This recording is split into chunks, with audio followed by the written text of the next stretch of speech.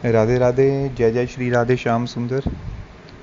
मुझे नाम जप करते हुए अर्थात भजन करते हुए कुछ समय बीत चुका है, लेकिन उस जप में मेरी रुचि हुई है या नहीं हुई है, क्या मैं सही से कर रहा हूँ या नहीं कर रहा हूँ, ये मुझे कैसे पता चलेगा। अब देखोगे, पूरा संसार ही, प्रत्येक जीव कुछ ना कुछ भजन संबंधी क्रियाओं में लगा हुआ है। अब प्रत्येक को देखोगे, इवन जिसका व्यवहार भी अच्छा नहीं है, मतलब व्यवहार अच्छा नहीं है कहने का मतलब है वो एक सामान्य प्रवृत्ति में नहीं है, जैसे कि गुंडा है, बदमाश है, वो भी आप देखोगे एक पापी पुरुष भी प्राय भजन में लगा हुआ है। कैसे? वो या तो मंदिर जाता है या किसी भी प्रकार की आप गतिविधि में, आध्यात्मिक गतिविधि में आप उसको देखते हो, या कुछ समय में वो मंदिर के कार्यक्रम में मुख्य अतिथि बन के वो रिबन काट रहा है या हवन यज्ञ में आहुतियाँ दे रहा है। इस प्रकार देखोगे आप, संसार के प्राय सभी जीव किसी न किसी धर्म के कार्य में लगे हुए हैं, लेकिन फिर भी इतना कुछ करने के पश्चात भी किसी का भी उद्धार नहीं हो रहा।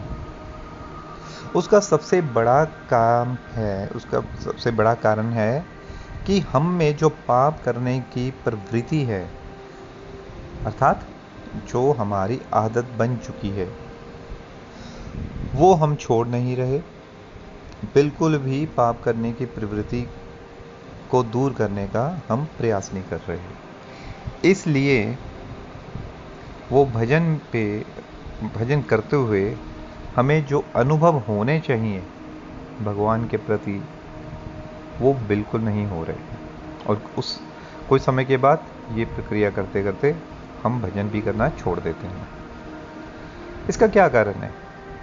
क्या भगवान की भक्ति में जो हम भजन कर रहे हैं या उसमें शक्ति कम है और बार बार माया में फंस जाते हैं, पाप में फंस जाते हैं? इसका मतलब माया ज़्यादा प्रबल है भक्ति की शक्ति से। तो यहाँ पे थोड़ा सा हमें ये समझना होगा, अब बड़े ध्यान से समझिएगा। पहली बात तो ये, माया शक्ति वो भी भगवान की शक्ति है, और जो भक्ति शक्ति वो भी भगवान की शक्ति है। लेकिन जो भक्ति की शक्ति जो कि भगवान की शक्ति है, वो जो है बहुत ही ज़्यादा पावरफुल है, बहुत ही ज़्यादा पावरफुल है। जैसे ये है जो प्रेमा शक्ति की भगवान में आती है। भगवान की प्रेमा शक्ति जो है ये भक्ति की शक्ति गिनी जाती है, और भगवान का जो प्रेम रूपी शक्ति है ये अगाध, अनंत, बहुत ही विशाल है। जो एक बार इसमें डूब गया, इस शक्ति के आगे सारी शक्तियां जो भगवान की है नतमस्तक हो जाती हैं। अर्थात भगवान की बहुत सारी शक्तियां, ये हमने पहले समझ चुके हैं। तो पहले आपको ये समझना होगा, ये जो शक्तियां हैं एक दूसरे की बैरी नहीं है, एक दूसरे की सहायक शक्तियां हैं। सहायक शक्तियां क्योंकि एक ही परमात्मा, एक ही परमेश्वर से निकली हैं। अगर एक ही भगवान की अनंत शक्तियां हैं तो वो एक ही स्रोत से निकली हैं, मतलब उनका उद्गम क्षेत्र एक ही है, भगवान स्वयं, और उन्हीं में से ये भिन्न भिन्न शक्तियां निकली हैं। अगर भिन्न भिन्न शक्तियां निकली हैं, एक ही जो स्रोत है, तो ये आपस में कोई वैर भाव थोड़ा ना होगा इनका। ये शक्तियां एक दूसरे की रिस्पेक्ट करती हैं, आदर करती हैं, क्योंकि उनको पता है कि हमारा दोनों का, सभी का उद्गम सेम है। तो माया शक्ति क्यों बार बार जो भक्ति में लगे रहते हैं, तो उस भक्ति शक्ति के अगेंस्ट माया शक्ति काम करती है, ऐसा देखने में लगता है। लेकिन वास्तव में ऐसा नहीं है, ऐसा बिल्कुल भी नहीं है। माया में जो जीव फंसता है वो अपने कर्मों के प्रारब्ध की वजह से माया शक्ति के अंतर्गत वो आ जाता है। अब माया शक्ति के अंतर्गत है लेकिन माया शक्ति सहयोग करती है वैष्णवों संतों के द्वारा, ताकि मेरी शक्ति में अगर ये जीव है, मेरी शक्ति में अगर ये जीव है, दुख इसको मिल रहे हैं, कभी भी इसको प्रसन्नता नहीं मिलती, अपने बार बार वो कर्म करता है, गलत कर्म करता है, लेकिन फिर दोबारा उसका भोग करने के लिए दोबारा मेरी ही माया में ये बार बार 84 लाख योनियों में घूमता रहता है। तो माया शक्ति भी देखती है कि इस प्रकार जीव मेरी शक्ति में रहते हुए बार बार 84 लाख योनि में घूमता है। लेकिन वो जीव की सहायता भी करती है जब भक्ति लेके संत या सतगुरु के द्वारा भक्ति रूपी वचन उसके कानों में पड़ते हैं, तो वो भी माया के अंदर आए तो ही पड़ते हैं।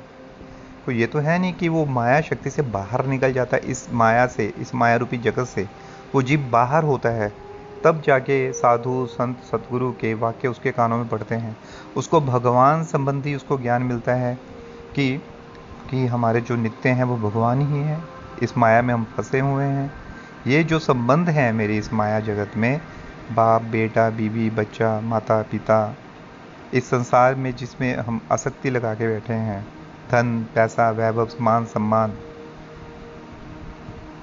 वो तो सारे नष्ट प्राय हैं, कभी भी नष्ट हो सकते हैं। तो ये जो ज्ञान मिलता है उसी माया शक्ति के अंदर रहते हुए ही मिलता है।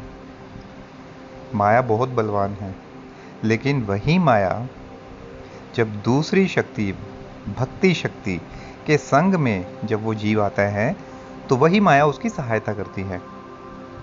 वही माया उसको कान देती है सुनने के लिए, ठीक है तू मेरी इस शक्ति के अंदर संगीत सुन रहा है भिन्न भिन्न प्रकार के, काम रूपी वासना के संगीत सुन रहे है तू, फिल्मी गाने हो गए, जैसे भिन्न भिन्न अलग अलग गाने हो गए, आसक्ति रूपी गाने हो गए, लेकिन वही माया अवसर देती है उसको भक्ति रूपी ग्रंथ को, प्रवचन को, संत की वाणी को सुनने का। इसका मतलब जो माया शक्ति है वो भी भक्ति शक्ति का वेलकम करती है, उसको आमंत्रित करती है और जीव को समान अधिकार देती है कि वो भी सुने। लेकिन जीव क्या करता है, उसका सारी वस्तुएं पता होने के पश्चात भी वो भक्ति शक्ति को अंगीकार नहीं करता। भक्ति शक्ति को अंगीकार कहने का मतलब, अब माया में जो रहता है, क्योंकि जीव तो माया में प्रकट हुआ है, माया में रह रहा है, और जैसे जैसे माया के अंदर रहते हुए वो जैसे जैसे माया के भोग देखता है तो भोगों में आसक्त हो जाता है। लेकिन वो भक्ति का सुख भी देखता है, ग्रंथों के थ्रू पढ़ता है, देखता भी है भक्तों का रहन सहन कैसा है, लेकिन वो बड़ा आनंद में रह रहे हैं। लेकिन उसके कुछ नियम भी उसको दिखते हैं। नियम क्या दिखते हैं कि ये नहीं खाना, ये नहीं पीना, ऐसे रहना है, अपने मन को सदैव भगवान के चिंतन में लगाए रखना है। जब वो नियम देखता है तो वो उन नियमों से डर जाता है, वो उसको करना नहीं चाहता, उसको इतना लोभ ही नहीं उत्पन्न होता कि मुझे भक्ति में रहना है, जबकि भक्ति शक्ति भी वहां पे उपस्थित है, ठीक है, क्योंकि वो करना नहीं चाहता।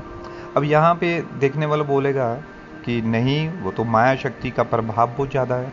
ऐसी बात नहीं है, भक्ति शक्ति का प्रभाव ज़्यादा है कि माया में रहते हुए जीव को भी बाहर निकालने का समर्थ वो रखती है। तो क्या भक्ति में जो डूबा रहता है, क्या माया उसको भी वहां से निकालने का सामर्थ्य रखती है? बिल्कुल, क्योंकि भगवान की शक्ति है वो, तो भगवान की शक्तियां होने के बावजूद वो कहीं भी कम नहीं है उनमें पावर।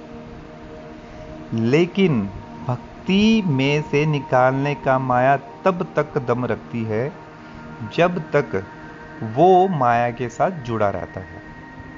जैसे कि क्या होता है कि भवसागर रूपी समुद्र है, अब उसमें एक नाव है, भक्ति की नाव और माया की नाव।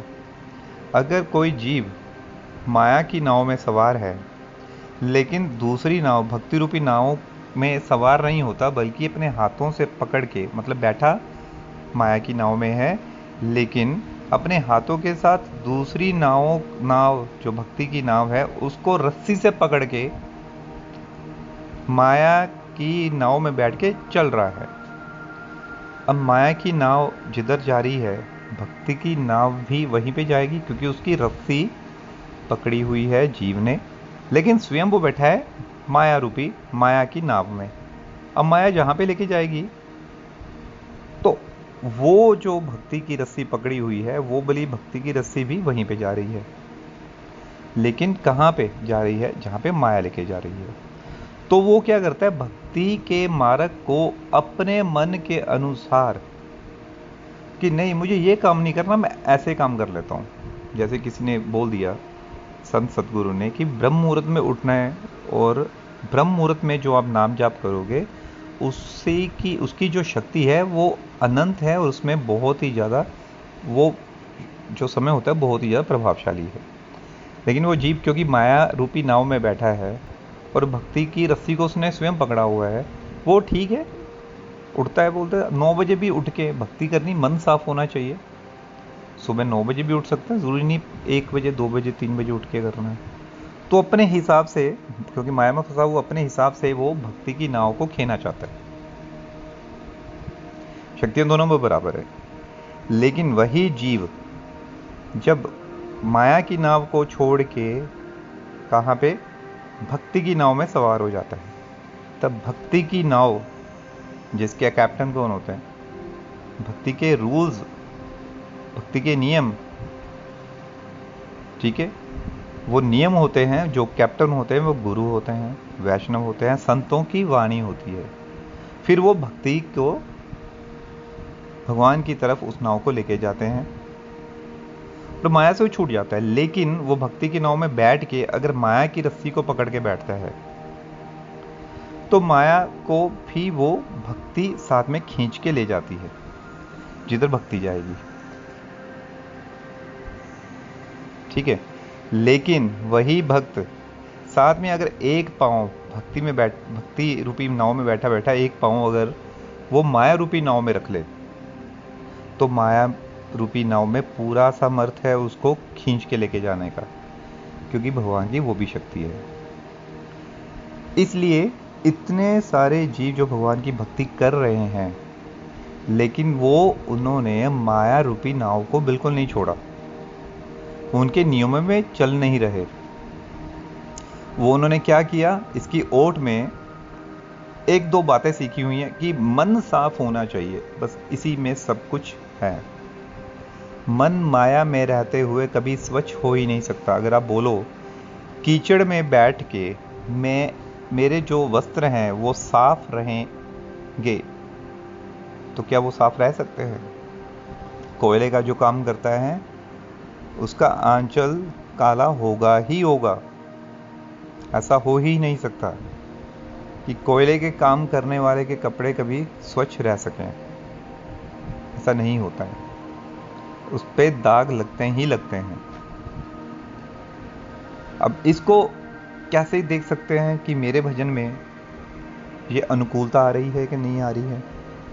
तो हमारे गुरुवर्ग बताते हैं, जैसे आपको कुछ दिन हो गए हैं नाम जप करते हुए, कभी भी जब आपका नाम छूटता है, कई कारण हैं, क्योंकि आप परिवार में रह रहे हैं, गृहस्थी में रह रहे हैं, किसी कारणवश आपने जो निश्चित संख्या सोची है कि मैं इतनी संख्या करूंगा, 25,000 नाम का जप करूंगा, मतलब अगर हरे कृष्ण महामंत्र आप जप करते तो 16 माला होगी। मैं क्या 16 माला का मेरा नियम है, 32 माला का नियम है, 1 लाख जप का नियम है, या 3 लाख जप का नियम है, वो किसी दिन कारणवश वो छूट जाता है। ज़्यादातर हो जाता है, कभी कभी ये चीज़ें कम ज़्यादा हो जाती हैं, छूट जाता है अगर, तो तब आपने अनुसंधान करना है कि क्या मैं खुश हूं, प्रसन्न हूं, या मेरा मन विषप्त हो चुका है, शुद्ध है, क्या मैं प्रसन्न हूं या उदास हूं। अगर आपका मन ये बोले कि हाँ आज माला नहीं की, देखो मेरा कितना काम निपट गया, मन बड़ा प्रसन्न है, नहीं तो चिंता लगी रहती थी मुझे माला करनी है, लेकिन आज कितना अच्छा समय है। मेरा मुंह भी नहीं दर्द कर रहा, नहीं तो रोज माला करते करते मेरा गला दर्द करना शुरू हो जाता है, बैठना पड़ता है, अपने मित्रों का फ़ोन नहीं अटेंड कर सकता। काफ़ी सारे ज़रूरी काम मेरे रुके हुए थे, आज पूरे कर लिए मैं। अब कल देखेंगे, अगर समय निकला तो कर लेंगे। अगर आपके मन में ये विचार आता है तो समझ लो अभी आपका जप शुरू ही नहीं हुआ। आप सिर्फ भजन कर रहे हो, वो धीरे धीरे करने से होगा, लेकिन अभी आप भजन शुरू तो किया है, लेकिन अभी आपकी उस भजन में आसक्ति नहीं हुई है। लेकिन जब छूटने पे अगर आपका मन विचलित हो जाए, आपके मन में बार बार आए, ओ हो हे प्रभु मेरा आज भजन क्यों नहीं हो पाया, मैं आज क्यों नहीं भजन कर रहा, मेरा क्यों नहीं हुआ, क्या भगवान मेरे से नाराज़ हो गए जो अपना नाम उन्होंने मेरे मुख से उच्चारण नहीं करवाया, या मेरे से कोई पाप हो गया, या मैंने किसी का दिल दुखा दिया। ऐसे तरह तरह के जो सोच है वो जब आने आप में शुरू हो जाए कि मेरा भजन क्यों नहीं हो रहा, और जब वैष्णव से आपको पता चलता, अब कोशिश करें वैष्णव किसी अपने जैसे संगी से पूछने की ऐसे में क्या उपाय किया जाता है, क्योंकि मैंने निश्चय किया था, और आप उसका उपाय ढूंढना शुरू कर दें तो इसका मतलब आपको भजन में रस आ रहा है। तो ये कारण से आप जान सकते हैं कि आपका भजन कैसा चल रहा है। ठीक है, तो ये बहुत ही विशेष एक प्रक्रिया है जिसके द्वारा हम जान सकते हैं कि हमारी भजन प्रक्रिया कैसी चल रही है। पाप मार्ग को छोड़ने का सिर्फ एक ही रास्ता है, आप निरंतर भजन में लगे रहें, क्योंकि ये जो जीवन मिला है ये कर्म प्रधान है। अब बिना कर्म किए एक पल भी जीव यहाँ पे रह ही नहीं सकता, उसको कुछ ना कुछ कर्म तो करते ही रहना पड़ेगा।